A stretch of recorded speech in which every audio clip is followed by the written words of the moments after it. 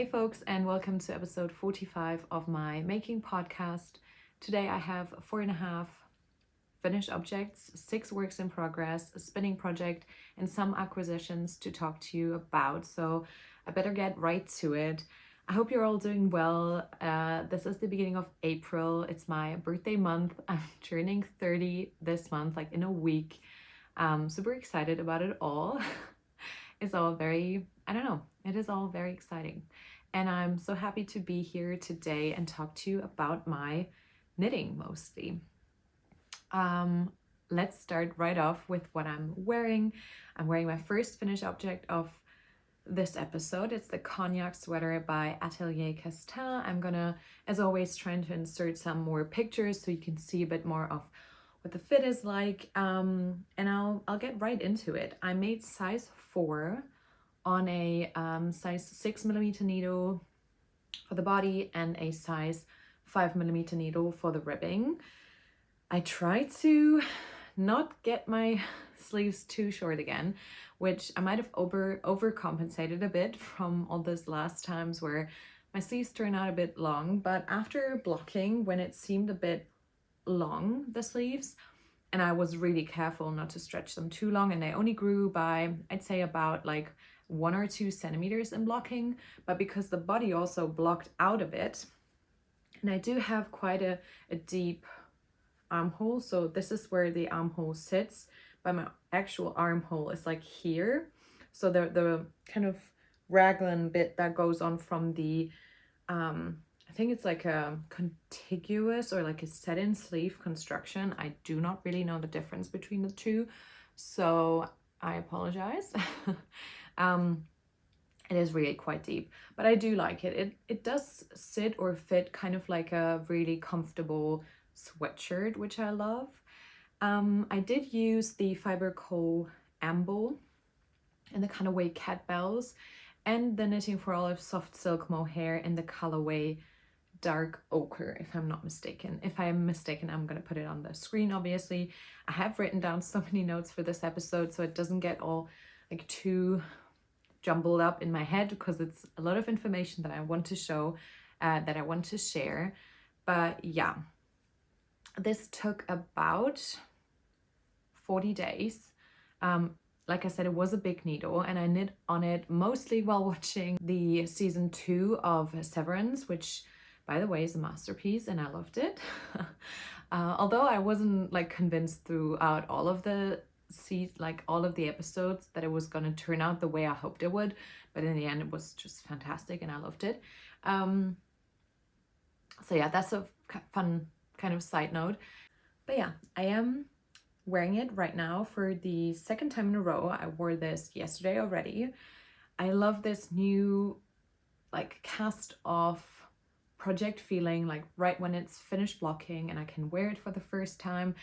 I was thinking about keeping this really like special and like precious to be wearing it for my birthday as well, which could be a nice idea, but I obviously wanted to share on the podcast, so I might just take it off and then wear it again in a couple of weeks when I'm celebrating my birthday. So we'll see. I did change some of the ribbing length, for example, and you can't see this right now, and I can't show you because otherwise I'm gonna flash you, but I'll share in the pictures that I took. The ribbing on the bottom I shortened, so all of the ribbings would be right around the exact same length, which I think is a really nice look, and I wasn't in love with the longer body ribbing that the designer did. But because of that, I also lengthened the body up until where I reached the ribbing portion, and like I said, I also lengthened the sleeves by about the same amount that I had in between all those decreased sections. So that was about, I think, 7 rows for my size, and I added those 7 rows again after finishing the increases. No, after finishing the decreases. So that's how I got this fit. Like I said, I really love it. I love the color. It fits right into my autumnal kind of like palette that I love. And so that's it for the Cognac sweater. I think it's also nice that it is in this like Cognac color. I also wanted to mention that the designer gave me this pattern like at least a year ago. I've had this in my library for a while. They said if I wanted to knit it, I had the pattern to do so. And I also saw this on the Hip Knit Hooray podcast, and Rebecca did it in a similar kind of colorway, which was really, and I mentioned this before, really influential to me wanting to make it as well. I think she did it with the I-cord bind off, if I'm not mistaken, which I think is also a nice look. But for my wardrobe, I thought that this kind of finishing suited my wardrobe better. We're going into spring now, and this feels really breezy because of the open gauge. I'm also only wearing like a nude kind of bralette underneath, which I think is nice so you don't really see anything through it. But then also it is so soft. It is a bit prickly like right on my chest right now because obviously it's like I've got bare skin underneath here. Maybe because I'm a bit like excited and like getting warm just a bit while filming. But as long as I'm not getting too warm and I'm wearing like maybe a beige or white t-shirt underneath so I can take it off if I'm, for example, if I'm working, I think that this will be actually quite wearable in the spring and on like colder days, in the mornings, in the afternoons or evenings in the spring, and I can take it off while I'm like maybe busy walking around at work a lot. Next up is the Poet Scarf by Sari Nordlund. I'm gonna put it on, accessorize my outfit with it, but I'm not going to be able to wear it for the entirety of the episode, I don't think, because I mean, it's not too warming. As far as I remember, this is a merino, yak and silk yarn. I knit this throughout the better half of like a month and a half. I started this with my friends, or right at the end of visiting my friends in Zurich. It's like kind of a mini knit along with Rebecca and Emily. I did this on size 3.5 millimeter needles, just like the pattern suggested. I just went with that. This is a rather tightly spun DK weight, so it's on the smaller side of a general DK weight when it comes to like the spun of it. I'd say it plumped up a bit with washing, which I quite enjoy, and this is the Mokosh base by Slavica Yarns, which is who's a Polish hand dyer, and the colorway is called Dianthus. I don't really have anything more to say about this other than I enjoyed making it. It turned out beautiful, and I do sometimes wear it like I wear it right now. So I did finish this almost right away after filming my last episode about a month ago. So this has been my longest finished object of all of the ones that I'm showing you now. And that also means that I've been able to wear it quite often. If I get a bit too warm, like if I'm walking to work in the morning and I have this on and I realize I'm actually getting a bit warm while walking, I do tend to just take it off my neck and kind of loop it around my handbag like this. And I also find that looks quite nice. It feels really nice, like the yak and silk content of this yarn is just beautiful on the neck. It doesn't prickle at all. And yeah, I just find this is such a beautiful pattern. Like Sari Nordlund just did a really great job with this. I hope I remember to say that this is by Sari Nordlund, and my friends gave me this pattern I think for Christmas, and so the yarn I got on sale when we sold out this yarn base at the LYS that I work at, and yeah, so this is it. It actually has a great size. I wish I was able to wear it a bit more like this, like a kerchief kind of style, but I'm not sure if it looks as nice. Y'all let me know. Yeah, it has some really subtle speckling in here, and I would call this color like a vintage rose, kind of grayish, kind of mauvey rose color. Yeah, it's not usually a color I would go for, but I think it's like in the grand scheme of kind of neutral colors, it's something that I can wear quite well and that I've finished since the last episode. So my Poet scarf is done. This was actually on my make 9, so I went into my nifty little making journal and I crossed it, or I stickered it out on my make 9. This was right here, and I put a little flower over it indicating that I finished it.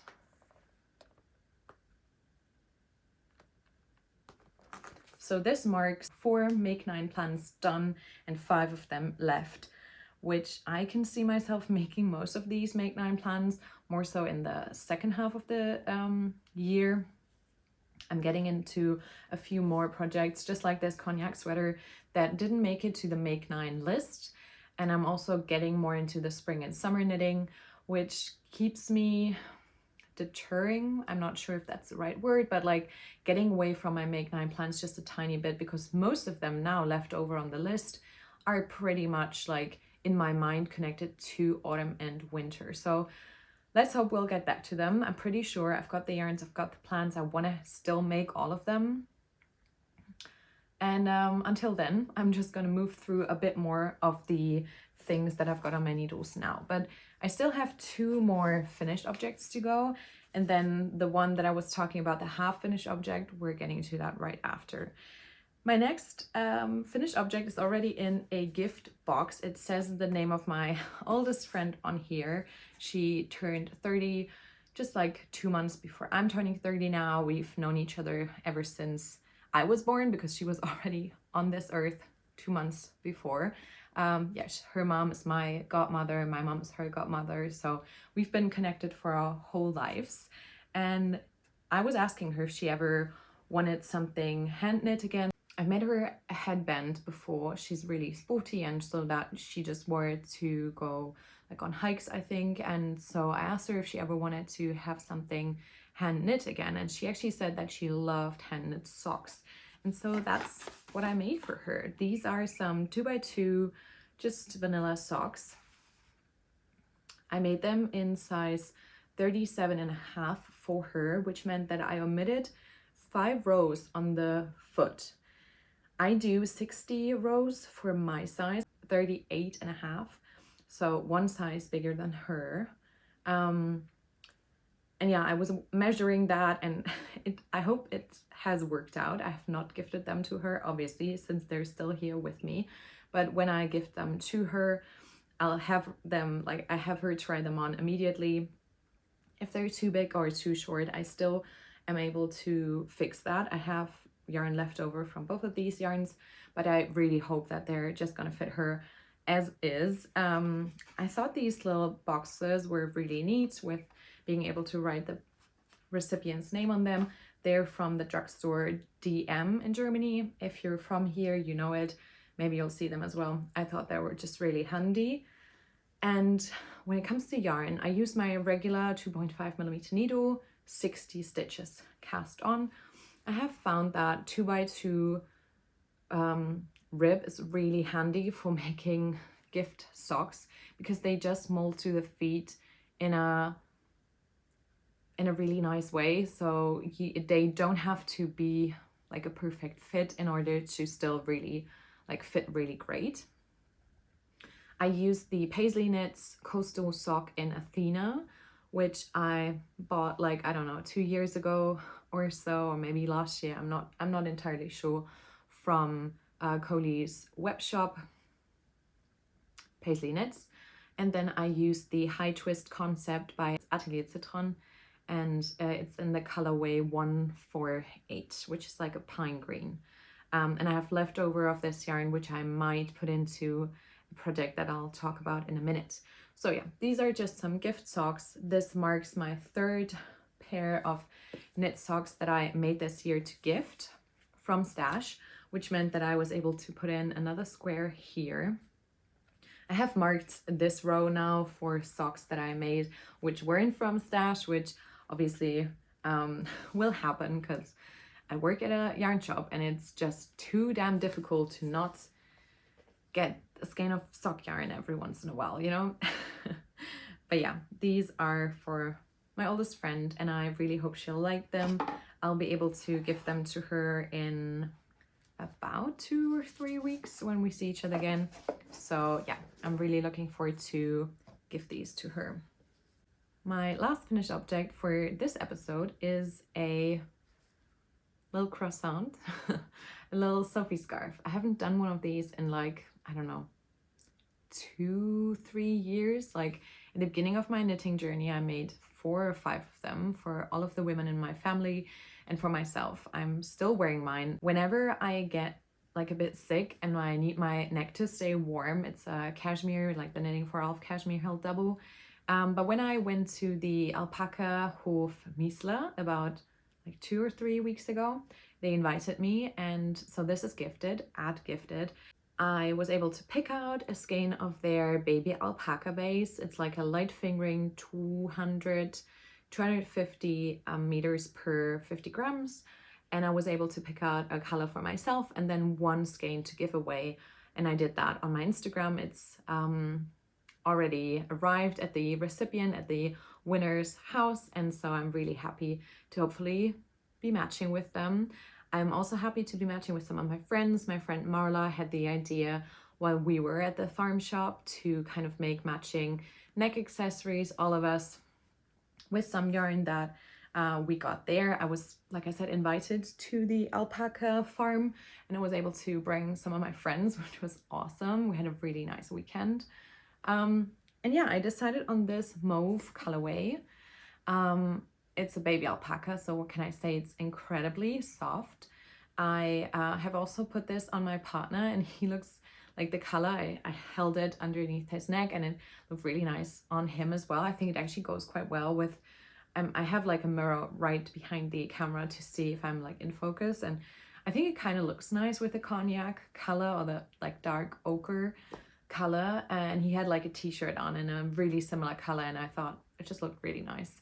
So I might share it with him if he wants to. So far he's been like, oh no, I don't need a tiny scarf, but like he'll, at one point I think he'll realize he needs one, and I'd be happy to make him one. So or just share the ones that I have, because we share a lot of our wardrobes anyways. He often steals my clothes, and then it's a shame because when I get like kind of stuff from the thrift shop and it's like a tiny bit or pretty much oversized for me, it often fits him so much better, and it's like such a bummer for me. He looks great. But yeah, so that's a tiny little Sophie scarf thing. Obviously there's also similar patterns. You don't have to use the one from petiteKnit. This was actually quite itchy now because I'm getting too warm. Alpaca sometimes is kind of itchy to me when I'm too warm. If it's like cold enough, it's the perfect accessory. And yeah, I quite like this little kind of different shade for me. I don't usually go for any pinks or mauves, but you'll see I'm actually, maybe you can see here, I'm actually planning another neck accessory with some pink yarn. Like, who am I? But yeah, this was it.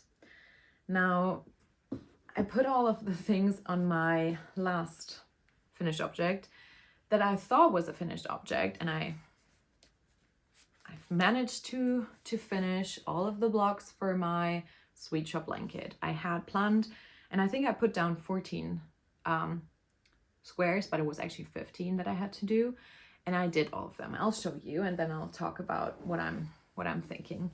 So this was a finished object this week, and I'll show you the last row that I did. It was this way up. I think I was here the last time we talked, and then I put in some more and some more and some more. And this was the last square that I finished.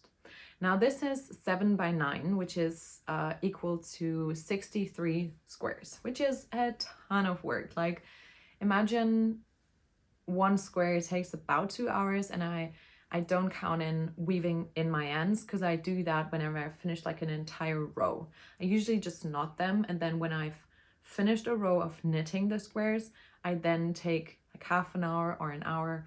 Last time I was talking to my friends on FaceTime while doing it, I'm weaving in the end. So one square takes at least 2 hours, and then some edit time. So this is 100 120 hours of knitting.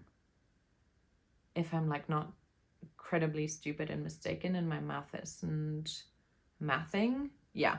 So this took a long time. I'm gonna stand up and try to show you. I'm probably just gonna take a picture, like a video of it, but I'll also try and show you.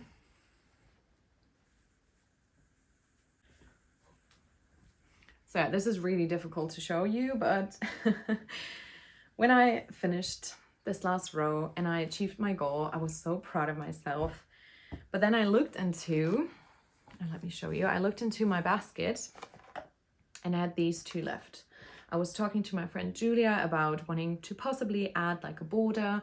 I had talked to y'all about possibly adding a border, but then when I was finished, I wasn't sure if I wanted a border. I wasn't sure how I was going to possibly block this big ass blanket. Sorry for my French, but yeah, I had so many questions still in my head about how to like properly finish the thing.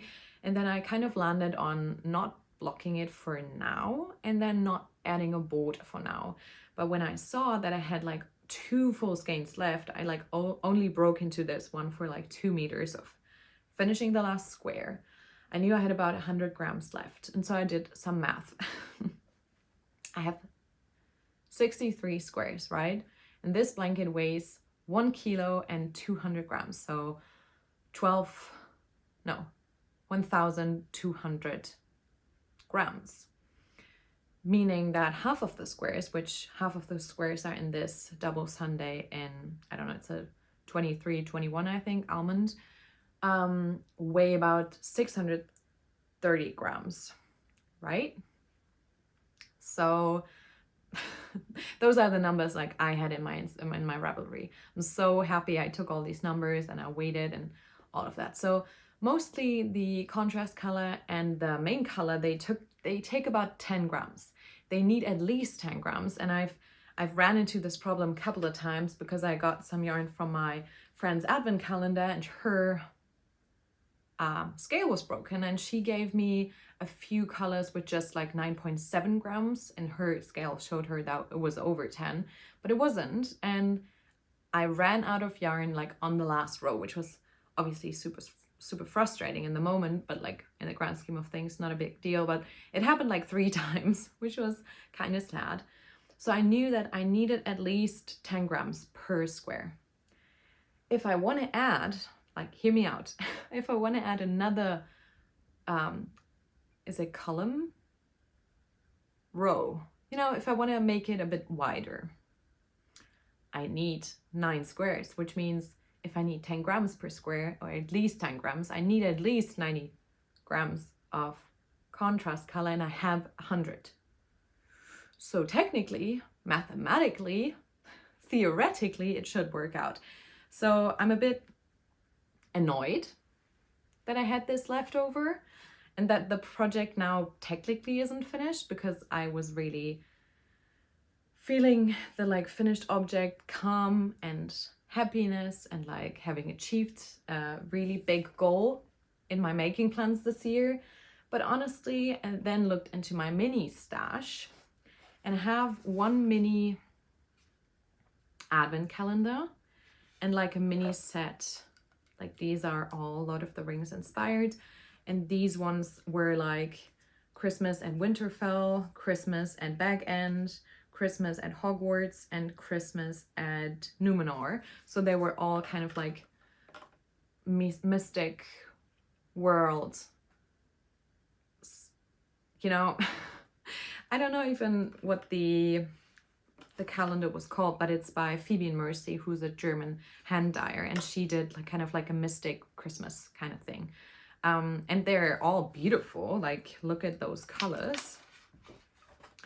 And so I have all of these still like untouched. I wanted to start a new blanket with them, but then again, like I could have them sitting in my stash waiting for me to be ready to do a new blanket, but then again, I could also just add to the existing blanket. And so I think my decision is pretty clear. I actually just put the project from having finished it on April 1st, which my goal was to knit on the blanket in March, very like focus knitting on this, and I did. I took it on our weekend trip to the alpaca farm, and like I knit on it so much. I had it like on my lap, keeping me warm while I was knitting on it. And now I have decided that I'll just add to it. I think it's the right decision right now. It just is big enough to fit me. Maybe it'll be a bit more easy for my partner to also fit under it while we're sitting on the couch. I have been working on this from December 1st of 2023. So I really want to have it finished by the end of this year. I'm not sure if I'm going to work on it now or if I'm going to put it to the side for a minute or just use it, because like technically it's totally usable and I've been using it, and then add to it throughout the year, or if I'm just gonna cast on the next square and just finish it now rather than in the next couple of months of this year. I'm not sure yet. I haven't decided, but I think I've decided to use these mini skeins rather than keep them for another project in the future. I really want to use these scraps because like I wouldn't know what to make from them. Like I don't want a hat in this color. It's really pilly, so I wouldn't want to use it for any garment. It's perfect. Like the math is mathing, and I should listen to that. Is what I've come up with, is my decision. So it's not a finished object. I'm a bit sad. I really wanted to show you this and be like, look at me, I finished my sweet shop blanket that's been on the needles for like 1.5 years, but it doesn't matter because it'll just get better, I think. Okay, let me have a sip of my drink and then I can move on with my whips. My first whip is in my paillette bag with this beautiful flower on it. And it's the Novice Slipover by petiteKnit.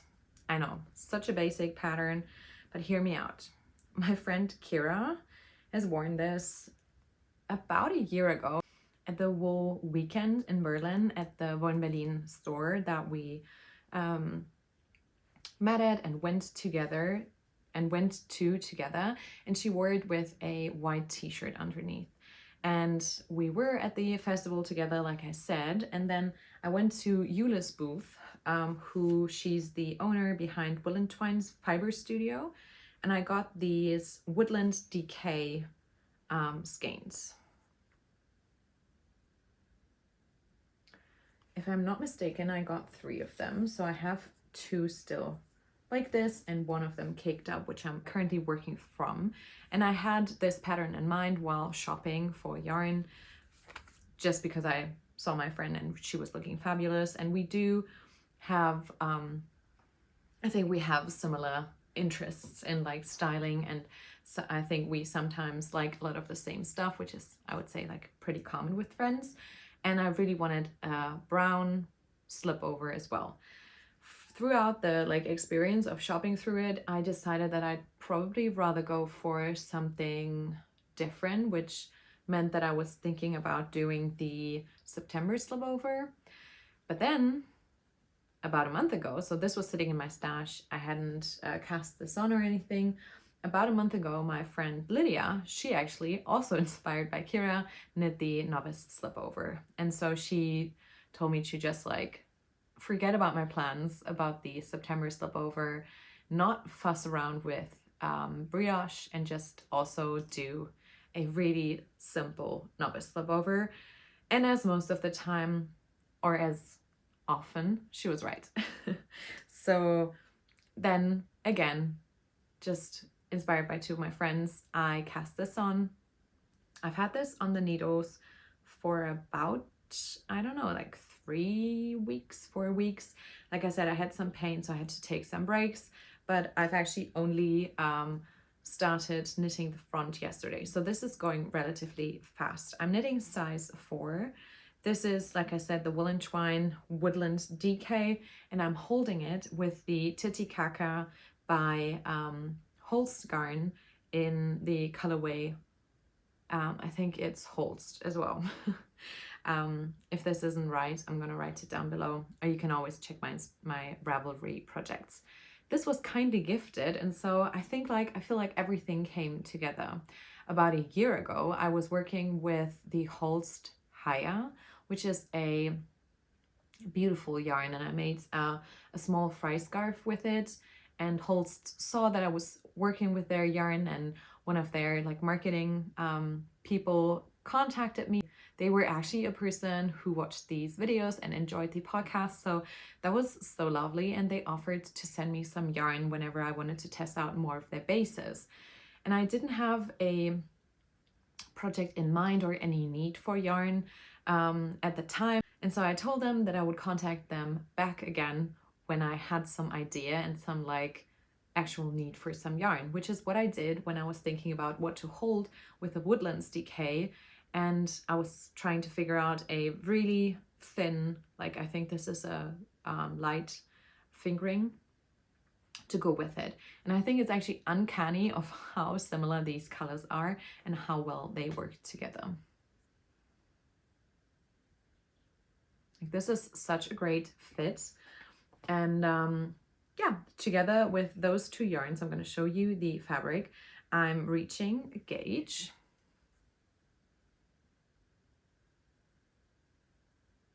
And I actually quite like the look of the color as well.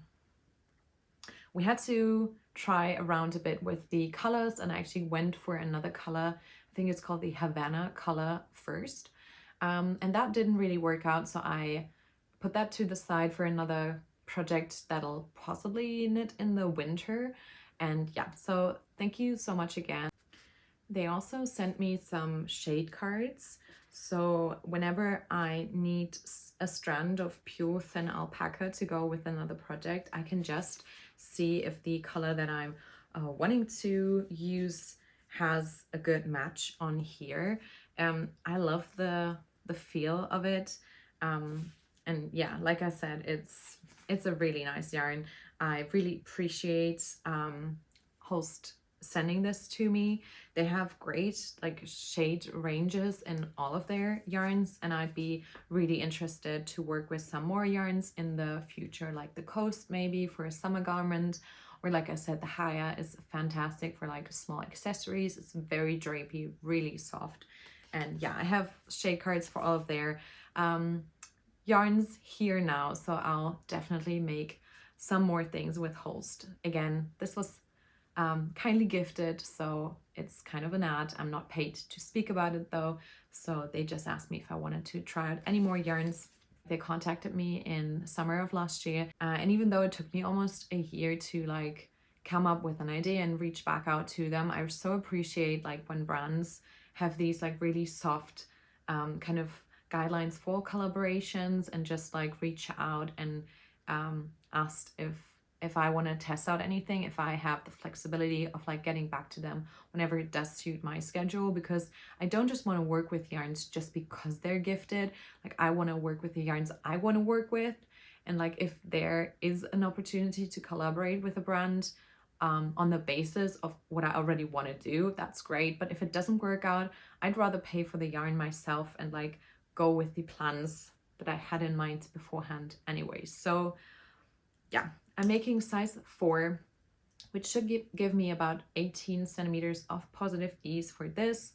I think that's everything that I need to say about this so far. Like you can see, it's still some ways to go. I think it'll be my main focus to finish now, since I see myself like wearing it on the cooler days of spring, still with like a long sleeve, or on the warmer days like in the shade in the shop with like a t-shirt. I think that would actually work out quite well. So yeah, first whip is the Novice Slipover, inspired by 2 of my friends, and with a really cool yarn combination.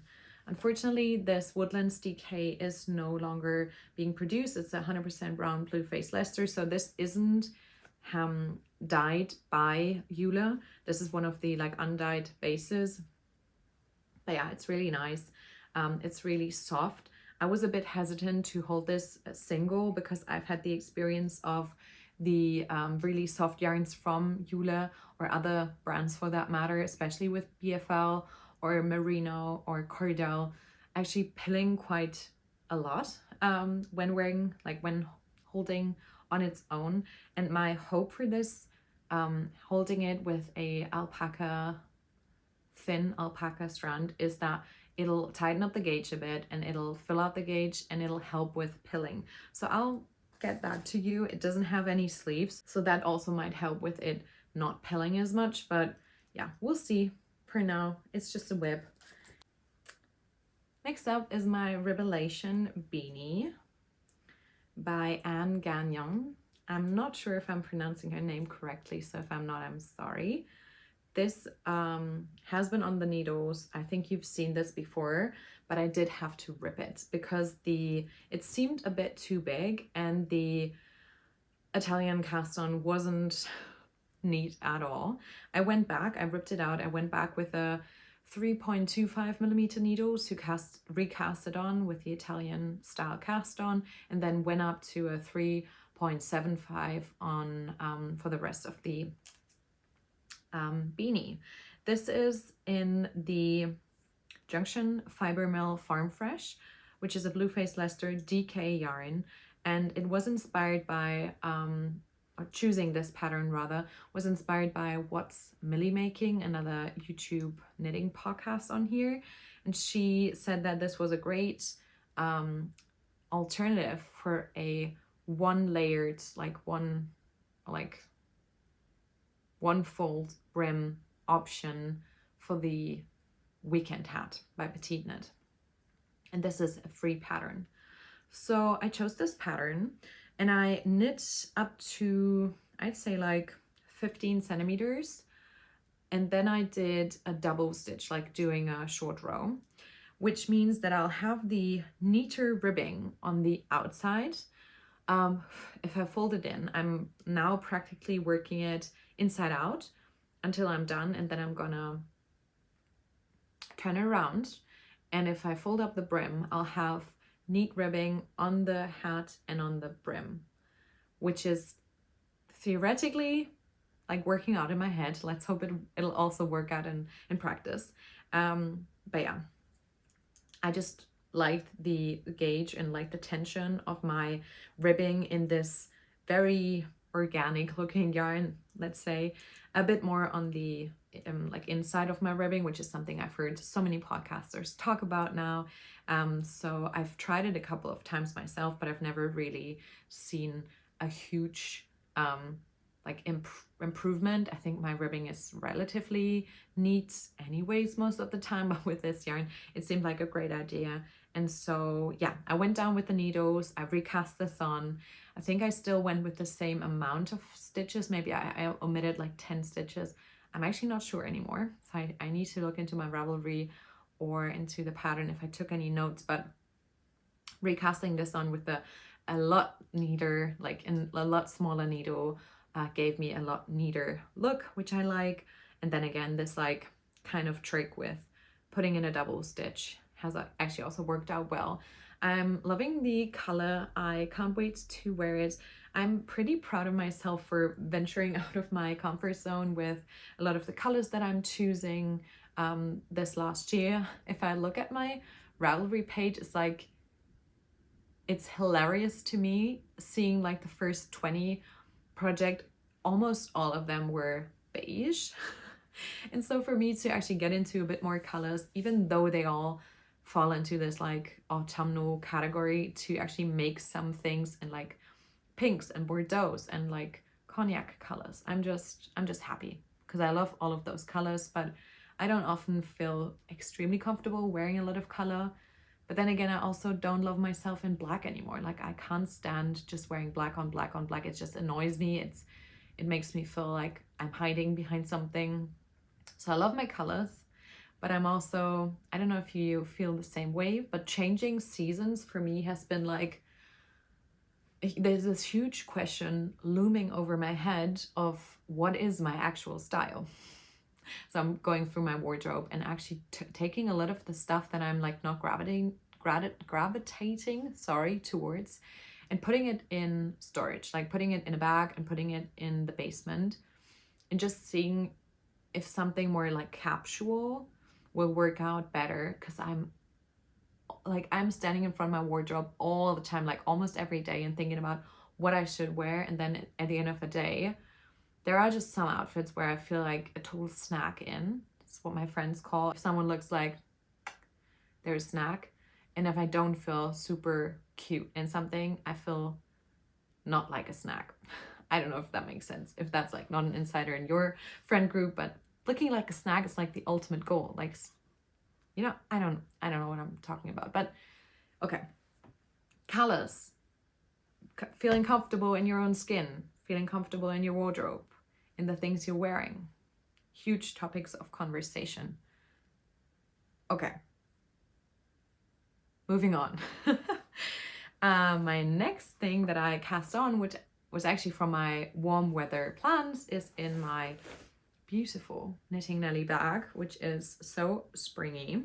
And it's the Fleur tee by Brianna Mason. And I'm making this in size 3 in the Peru Naturtex fingering color grown cotton. And yeah, like I said, I'm making size 3. This is bottom up, so this is kind of the like going here where you wouldn't be able to see it. So I'm going to hold it a bit closer. I put in a lot of stitch markers to kind of remember the pattern, which isn't difficult, but it just helped me to establish it. I'm knitting this on 2.5mm needles, and I'm always a bit hesitant with like bottom up constructions, but I did put in some cords, like try on tubing, and I put this over my hips, and it's seeming like it's going to fit really nicely. So let's hope this works out. I really love the softness of this cotton. It's like incredibly soft. I'm so sad that we're discontinuing like carrying this yarn at the shop. They were just requiring us to take amounts in all of the, and we have it in like fingering sport DK, like there were requirement of taking on just too much, which we couldn't store in our in the shop anymore. So this is why we're selling it out, not because it's like anything with the quality. It's amazing. If you can get your hands on it, you should. And it's super affordable. Like I bought this on sale, and the whole thing is gonna cost like under 20 euros, which I think is great. Okay, let's show you this thing.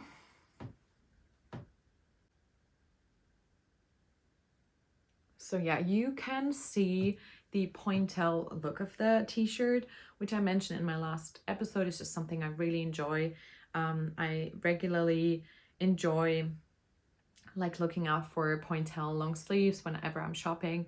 Some of them are so expensive. So me and my best friend, we have a thing where we send each other pointel long sleeves whenever we find them in a somewhat affordable range, because we both love them so much.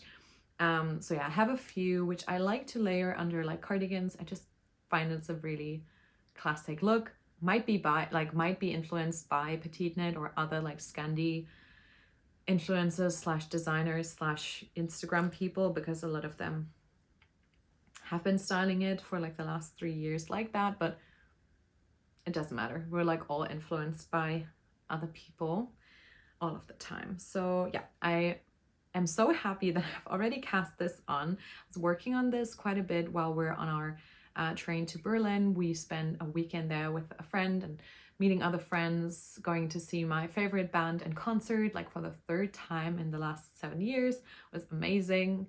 But I definitely realized I'm getting older, because I had a stiff neck for like 2 days just because I was like feeling the music. I wasn't headbanging or anything, but I don't know, I moved my body in a weird way, and then I had a stiff neck for like 2 days, which is totally off the topic, but yeah, that was Berlin. A lot of great food, like we had great Israeli cuisine, and I just love Berlin for the food options that it has, and for being able to see some of my friends that I don't get to see as often. So Berlin was great. I was working on this. These rows take literal ages. It's like 200, I don't know, 60 or 80 stitches.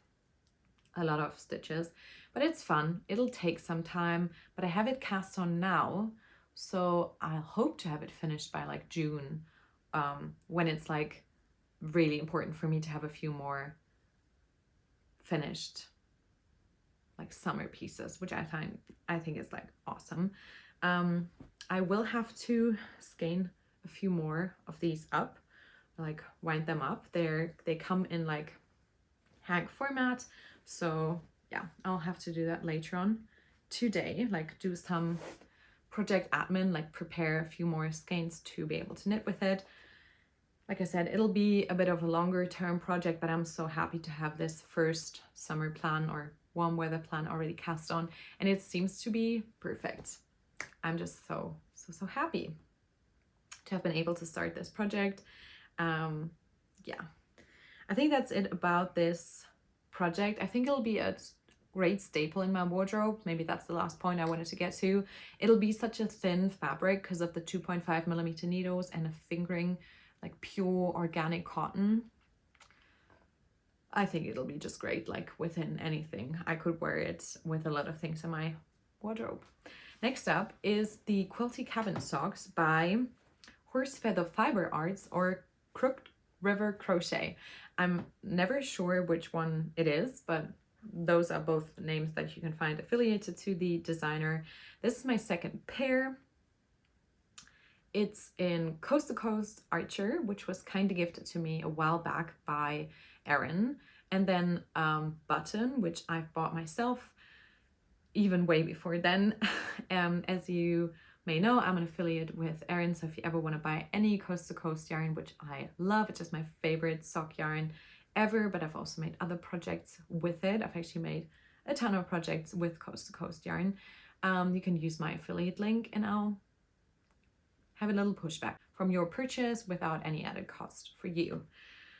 Like I said, this is my second time making these. I'm making them within a mini cal that I'm doing with my friend Julia of Julie Marquez and Liz and Paige, who also have a YouTube podcast, which I'll link. We're doing it in a like super casual Instagram knit chat group. But then also we have the hashtag, which is Quilty Cabin Socks Mini Cal. So if you want to share about it on Instagram, you can also do that. A lot of people like have already been entered the group chat, and we have a bit more than like 2 months still left.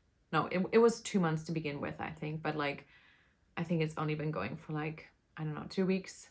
I'm not sure. I haven't made a huge amount of progress. I just made this amount of progress also on my way to Berlin. And I just wanted to see if I could get better gauge than with my first pair. To me, it's not really easy to have great gauge on like a really small circumference with color work, but it seemed to have worked out. I use size 5 for these, which I got this information from taking my circumference of my foot, which the pattern states to do. And I'm using 72 stitches for this size, but I have kind of switched around what kind of needles I'm using. And I did the twisted rib for it because I just felt like it. I did 2x2 on my first pair, so I wanted to change it up. I used 2.25mm needles for up until the color work, and I went up to a 2.5 for the color work. I'm going to add a second row of motifs, which I also didn't do for my first pair, so I'm also going to try and make them seem different because they are already quite similar, like color-wise. I'm also going to make them shorter, so only going to add a few rows before starting the heel really. And yeah, then I'm going to reduce the stitch amount down to 64 again, because even on a 2.25mm needle, 64 is a good amount of stitches. Usually I try to go with 60 but on a 2.5, so I hope this will work out. It seems quite big for now, but I'm able to get it over my heel, which is like pretty important. So yeah, this is the beginning of my Quilty Cabin Socks, my first of this pair and my second pair in general. Like I said, check out Liz and Paige's podcast if you want to, and check out my friend Julia's Instagram. She makes incredible knitting projects. I think you should follow her there if you aren't already.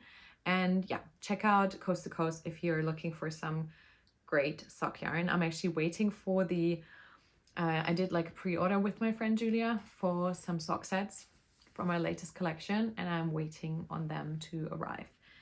Because yeah, I can never be without some sock yarns from Erin.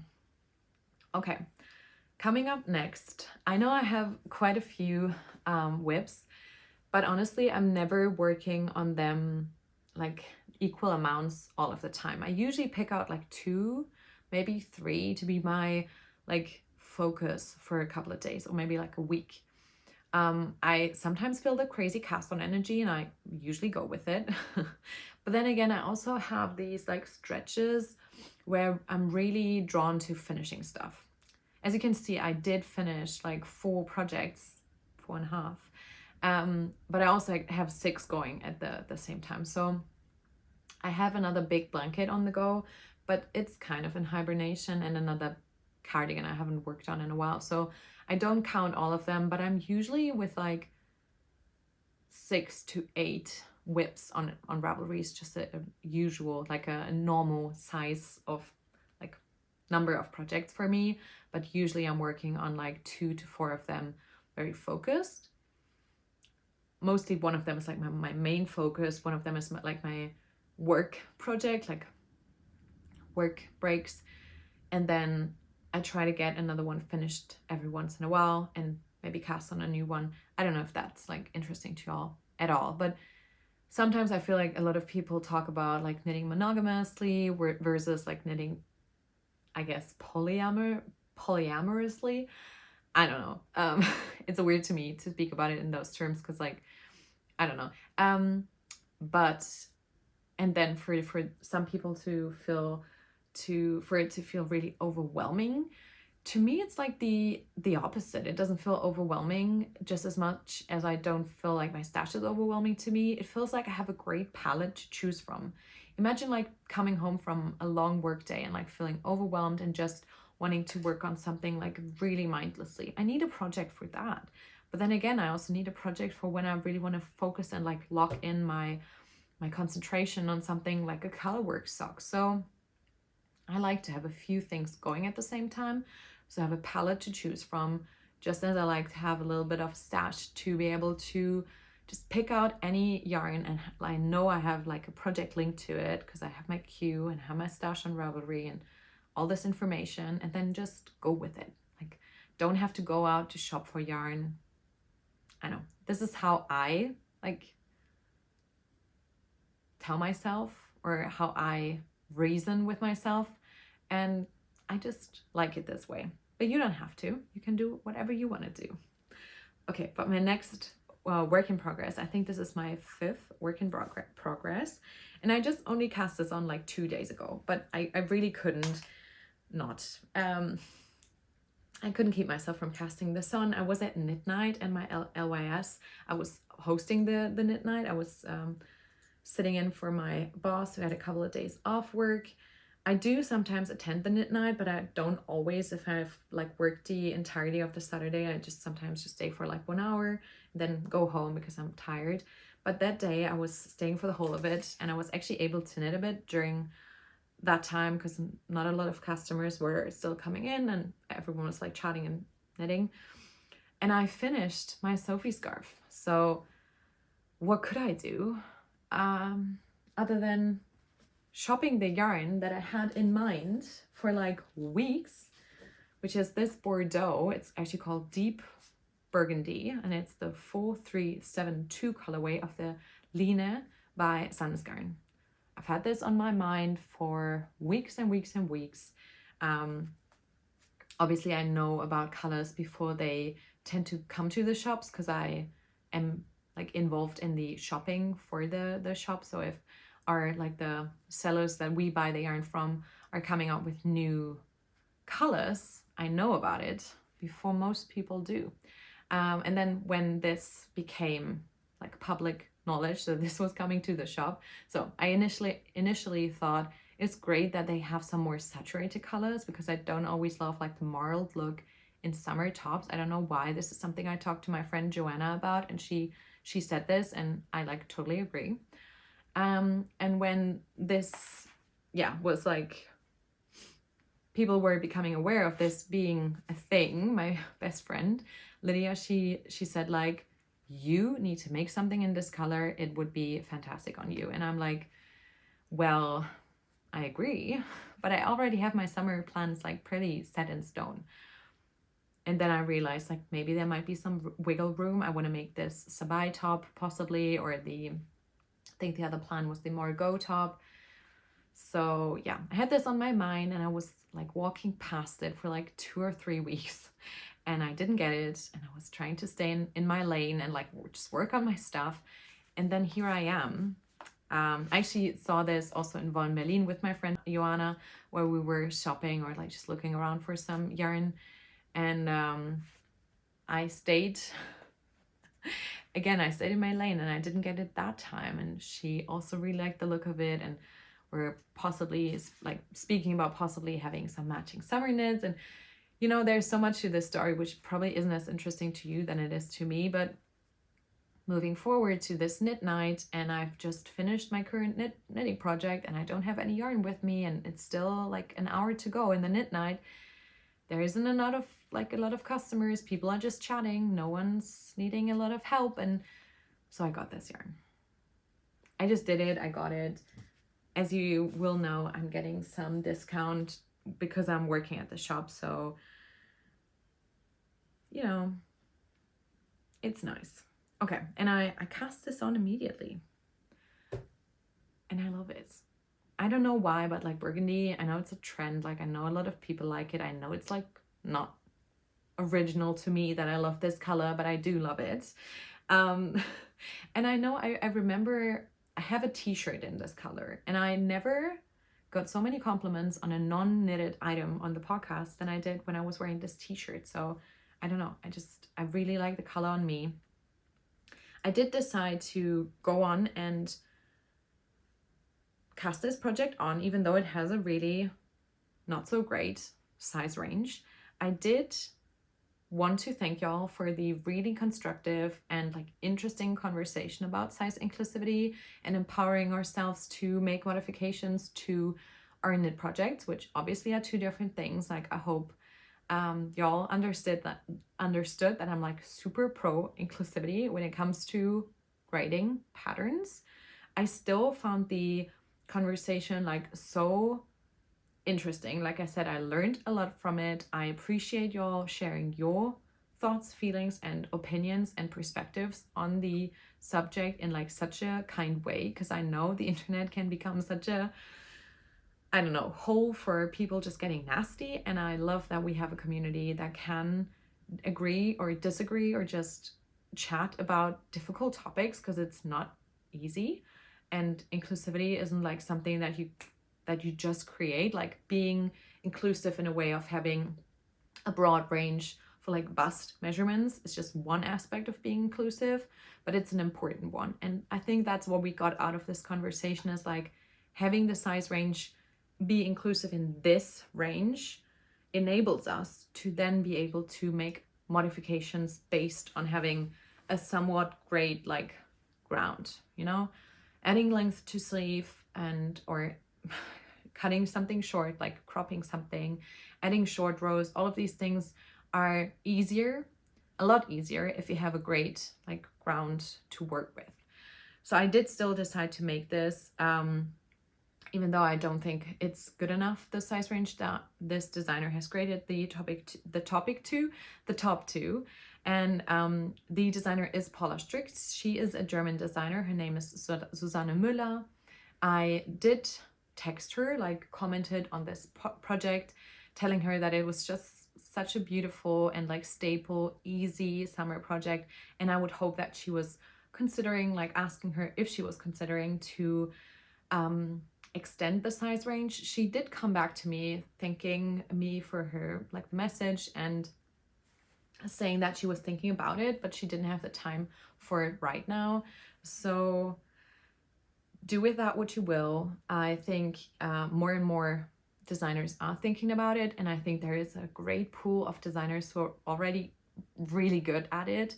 To me, this will be more of like a one-off situation where I choose to knit something that's not size inclusive because I really want it. I've talked about other options of making the Margot top and omitting the texture, or making the cloud top by petiteKnit, which doesn't have a boat neck, but it's like similar looking. So like I said, I would hope that she's gonna change that in the future.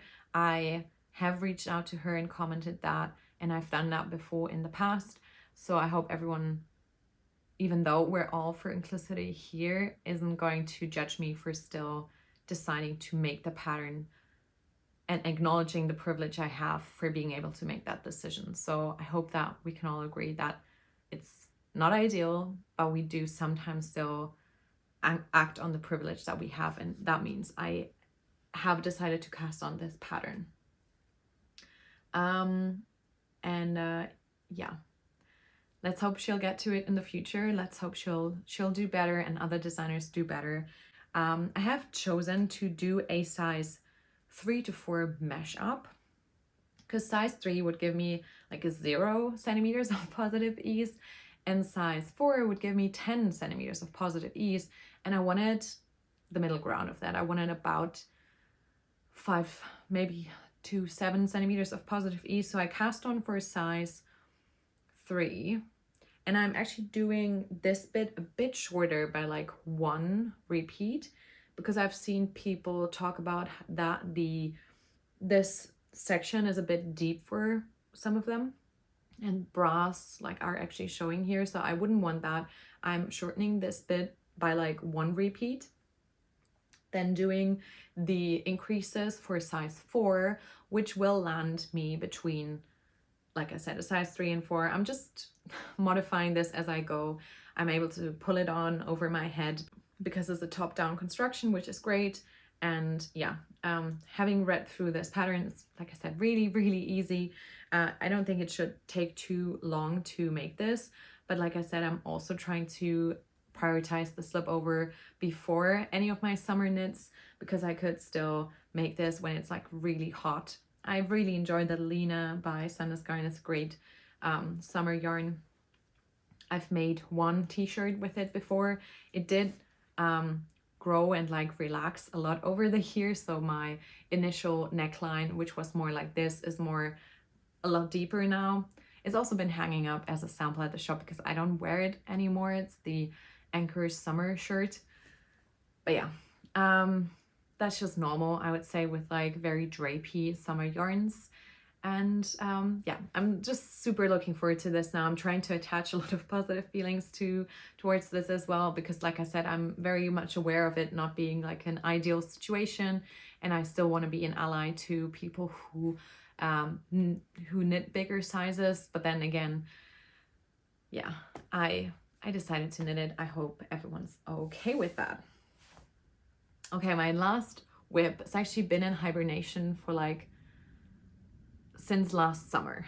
This is in a project bag I've actually never shown. This was gifted to me by a lovely viewer. She actually never was able to say hi. She just brought this to the LYS that I work at, and put like a lovely note into it, and like it's incredible. I love the fabric. Obviously I love ferns. I'd love to get like a fern tattoo in the future. I have plans, but like not concrete. I've just gotten a few more tattoos, so I'm gonna try and add to it slowly. But yeah, I love this bag. It's way too big for this being a sock project, but like I have a lot of yarn in it. I was contacted by a designer last year her name is Imke van Nathusius. I hope I'm not mispronouncing this. And she asked me if I wanted to test knit a pattern for her that was coming out in the 52 Weeks of Scrap Yarn book this spring. This book is coming out in like 2 weeks. So we have the pre-order running at the shop and it's been getting a lot of interest, which I thought immediately would happen when Imke asked me about it, because like I know how much I love like scrappy projects, and I know how many other people love it. So yeah, she told me that she was thinking about me while contacting test knitters, since she loved the look of my sweet shop blanket, and she knew about my love for anything patchwork or like anything scrappy slash quilty. And actually the pattern is called patchwork, and I never gotten beyond this point of the pattern. I'm gonna explain. I told her at the time I was knitting on another test knit, and I was on summer vacation, so I didn't really have a lot of time to think about, or I didn't want to spend a lot of time thinking and like really getting into test knitting at the time. So I told her, and she still added me to the group. She said I would be able to preview knit it whenever I wanted to. And because she did give me so much like room and said that she wasn't reliant on me giving feedback, because she had other testers doing that, she just wanted me to be able to knit it if I wanted to. And so my goal is to at least finish this one sock that has been hibernating like this in this form with all the other yarns in here for like over half a year, to finish it before the pattern book comes out, because I would love to show people how cool this pattern is. It is kind of inspired by patterns like the sweet shop blanket, I would say. It's used by like scraps and minis, mainly from the Olivia and Oliver Fibers autumnal collection, like Moody's Autumn, I think it was called, something like that, or like Dark Autumn, I'm not sure, that she came out with again also last year. And I'm like half of the way through the leg. I'm gonna add another square here, then add the heel, and then do the foot. So like I said, I'm not entirely sure if I'm gonna be able to make it, but I'm going to focus. I'm gonna pick up my stitches again today, after like such a long time of it just laying on the sidelines and not being worked on. Oh, I don't know how this happens sometimes, but yeah. I'd love to show y'all a finished result for the publication date of this incredible like book. You'll need to have a look into it. I don't know if you've already seen it. It's been like on my feed at least. It's like one of these line of publishing books that's going to get a lot of interest and traffic for people. So I would love to be able to help the publisher and like the designer to showcase their design to make people interested in the book, and maybe even like purchase it and make stuff with your scraps, which yeah, I have a ton more. These are all colors that I would love to put into it. It's a very autumnal palette, and again, I'm having it sit in my beautiful fern bag, which like I said, I love. I just want this to be free for other projects to be able to put into it. I hope I did mention everything about these whips. Like I said, lots of beautiful things on the needles right now. Like I'm enjoying every single one of them, which is also making it more difficult to choose which ones actually to work on and which ones to like keep to the side. I have one spinning project that I really want to speak with y'all about, and that's right here. It's my first bobbin. I'm almost finished. I have about this much left, which will fill up this bobbin entirely. It's like I think it's 4 ounces, 110 grams or 15 grams, and I'll show you a close-up. This is a Rambouillet base, and it's from Little Fiber Co. It's called Pairs Well with Friends.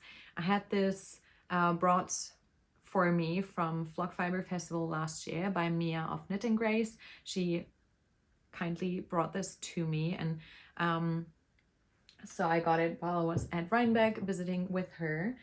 And my initial plan was to make another neck accessory by Andrea Mari. I've already made the DRK Everyday Cowl and the Traveler Cowl, both in handspun. I don't know why, but this seems like the perfect handspun project for me.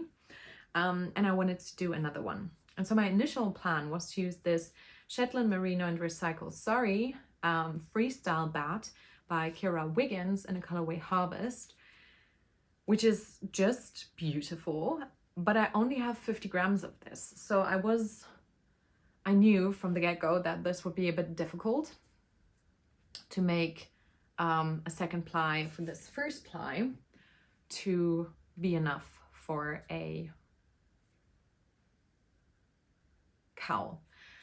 Though now I'm saying this, I'm not sure, because I made my last cowl out of 100 gram braid as well. So it might be enough, but I would have an entire half braid as singles left over if I'm spinning this and like plying. I would have half of this left over.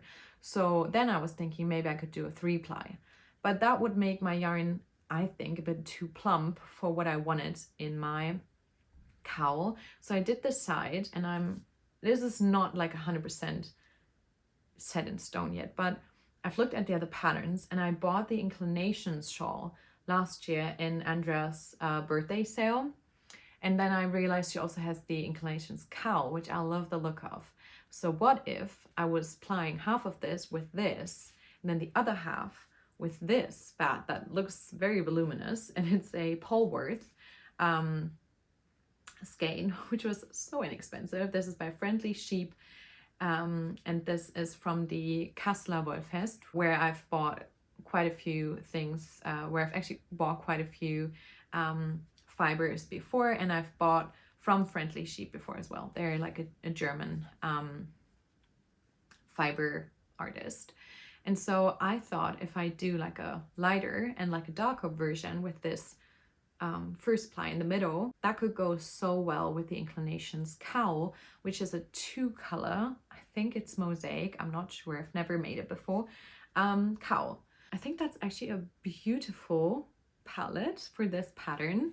And yeah, like I said, I'll either get the pattern in her birthday sale again, or if anyone wants to give this to me, it's on my wish list. I think I'll make use of her birthday sale again if I want to. But yeah, I love this palette. Like, I can't stop staring at it. Like I said, I've almost finished this ply. I've been spinning for like 10 to 20 minutes again most days, or like every other day, which just feels great. Like, I love it so much. Spinning is such a wonderful hobby for me, but it's like not my main hobby, so it's always competing a bit with the knitting time that I do have. So yeah, this is my first spinning project of the year. I haven't spun anything else, and I'm just getting back into the groove before doing my big spin project for Tour de Fleece again this year. I have quite a big amount of yarn that I want to get through and like spin through to make the Hesper shawl by Amy Christoffers. That's on my Make 9, so it's a plan where I want to spin and knit the thing this year, and I'm really looking forward to that, which is also something I want to learn how to long draw for a bit more, which might mean that between this project that I'm spinning on now and Tour de Fleece, I might want to try with some fiber that Lindsay from Artifacts of Appreciation kind of gifted to me. I want to try out spinning long draw a bit, and then I'm gonna cast on my big project. And that's everything that I've planned for spinning this year, because I think in and of itself that's a lot to do, and that being like it only being one of my hobbies that I don't have as much time for, I don't take as much time out of my free time for, I think that's actually a great plan. So I think that'll make it quite a nice, like, low contrast cowl, and I'm looking forward to plying. I love plying so much. I mean, I like the spinning, but the plying is just, it makes the yarn come together, and like finishing the yarn after and winding it up in a hang. I just love that. I'm so excited to be able to show you that finished yarn. I don't know, in a couple of months. I think I'll take my time on it. I just want to enjoy the spinning every other day and like taking some minutes out of my day to do it. I need to be careful with it because spinning can give me some back pain. Obviously, I go to the gym to kind of counteract and like keep mobile. I lift weights, and I enjoy that. Like, I do weight training to, I don't know, keep my body able to craft for a long time. I just think that's, for me, it's really important to be able to do this for a long time, especially when having some pain, like finding ways to rest and empower your body to be able to do it for a long time. Just keep mobile, keep active. Also get up while you're knitting and like walk around for a bit, like go on a walk. Don't just sit on your couch for hours. It's not good for your back. This is coming from someone who's turning 30, obviously making a big deal about it. I'm sorry. Okay, let's move into acquisitions. I did actually do some shopping within the last like month and a half, and I didn't share about it at all on the podcast. So I do have a bit of stuff to get through. I showed you some of the summer yarns, the Peruvian organic cotton that was bought in the sale at the shop, and then the Lena. Both of them were recent acquisitions. But I did also get some more yarn from my LYS, which is the Peer Gynt. First in the tweed color, which is 1044, and then in the petiteKnit color, I think it's called Pine 9581. And these are for an Olga sweater by petiteKnit. My friend Joana brought it to our weekend in Bremen, and I tried it on and I loved it so much. We all shared our knitwear, like we were trying on each other's knitwear. We're mostly just like able to wear each other's knitwear, even though obviously we do have some differences in like body shape and size, but like all of us were able to wear each other's sweaters, and that was just so fun. And so I wore this Olga sweater by Joana, and she has a similar-ish color kind of palette. I think she did the black and brown tweed, like the regular tweed, whereas I'm going with the Tutti Frutti tweed, and she did another yarn for the green. So she just used another, I think it's Ovis, etc. that she used. But I really like this color palette, so I'm shamelessly copying her, and hopefully we'll be able to match with her when we get back to our next little like weekend of friends and knitting. So yeah.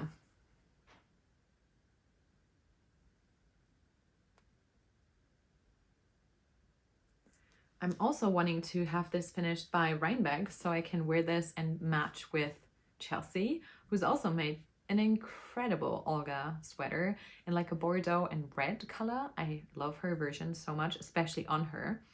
And yeah, so I want to match with her. I want to match with my other friend group. And I think it's just a really nice sweater to be taking like on a travel. I have been thinking about what to make for Rhinebeck,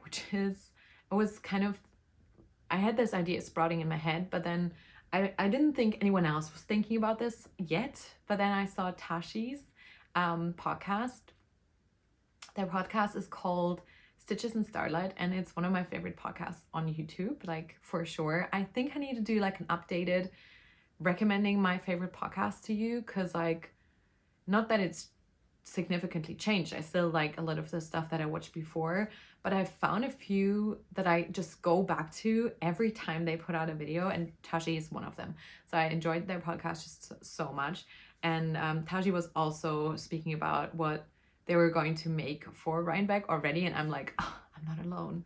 Someone else is already like having their head spun this topic that is like so many months still in the future.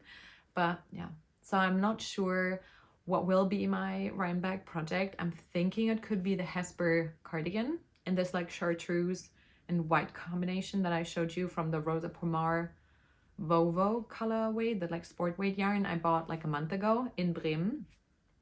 But I would also like to take this to be able to match with my friend Chelsea, because we took this analog picture. Like I always take my analog camera on my travels. I love taking pictures, like doing photography. I don't know, loved it for years. And we took a picture. I mean, obviously someone else took it of us. I think it was her brother or her mom, I'm not sure. Someone else took the picture of us, and we had our stripe hive sweaters on. So I feel like we're somehow connected through stripy sweaters. It's also very much something I connect with her, because she just looks great in stripes and she loves stripes. So yeah, that was a long-winded way of saying I got some yarn for an Olga sweater, and I hope to be casting it on sometime between now and September to be able to wear it for Rhinebeck or my general like New York, I don't know, East Coast travel road trip with Chelsea again, which I'm so excited already, like so excited for already. I booked my flights, which like makes it more real now. And to be able to wear with my friends when we're going to, I think we're going to Hanover, which is like we're going to some pretty unexcited cities and doing knitting trips. And that whole concept is just like beautiful to me. So my friends Julia, Joana, and Kira are my Esther sisterhood, and we're some of us are doing the Olga sweater. We have a lot of things that we want to do, It's all of them are petiteKnit projects, which is what it is. And yeah, so this will be something that I'll be matching with friends with, which I love matching with my friends. Okay, next up, I got some yak baby yak lace.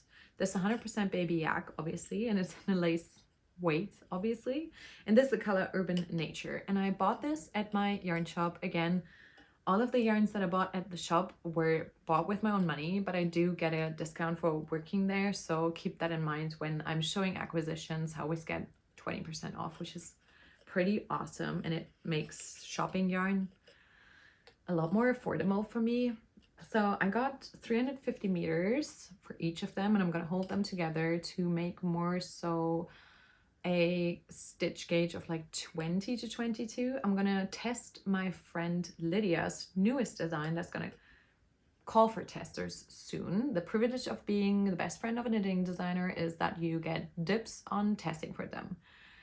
That sometimes also means that I'm putting too much on my plate, but I've stayed clear of trying to test everything for her. Obviously I can't do that, but she's coming out with a tikva scarf, which her design tikva socks were something she, I think, came out with last year.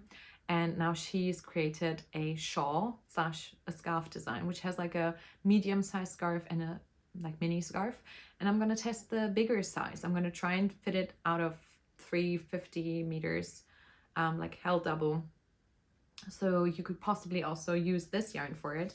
It's a new yarn brand that we sell at the shop. It's called yak. It's Tibetan fibers, ethically sourced and expertly crafted, naturally soft, and it's just wonderful. It's extremely soft. I just love it. So yeah, I got these two skeins.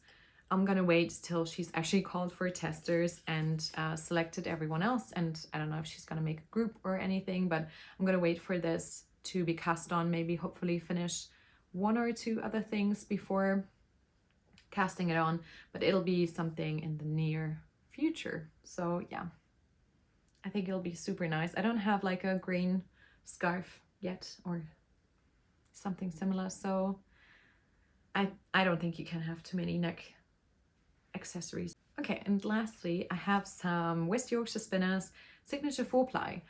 This was a bit of a random acquisitions. We've had this at the shop ever since I started working there. I could have gotten this anytime, but I was triggered by someone in our quilty cabin mini knit along who used like a chartreuse color, and my friend Julia and I immediately like jump on that and like ask the person like, what is this yarn? Where did you get it? We need it. And my friend Julia actually got the yarn that the person had used in the sock, and I didn't want to order any yarn. I knew I had enough. But when I was at my shop and I was looking at I think I was just filling up the sock yarns while I was working. I looked at this cardamom color and I was like, well, it's not the same. It's a bit of a difference. It's more of like a leaky chartreuse kind of color. It's more of like it's a bit less like yellowy. I'm not sure, but I love it. And I've been wanting to get some Signature 4-ply sock yarn, which is a 4-ply sock yarn with 35% Blueface Leicester, which is a great yarn to use for socks. It has 25% nylon. It's I think really sturdy. I've wanted to have this and like work with this sock yarn for a while, and now that I've kind of found my perfect color, I knew that I had to get it. Like I said, a bit uncalled for. Sometimes you just see a color and you need to have it. This was the case with this yarn. It's a sock yarn. I'm always going to be knitting socks. I'm always going to be needing like contrast colors. I'm actually wanting to put this held double into my sweet shop blanket too.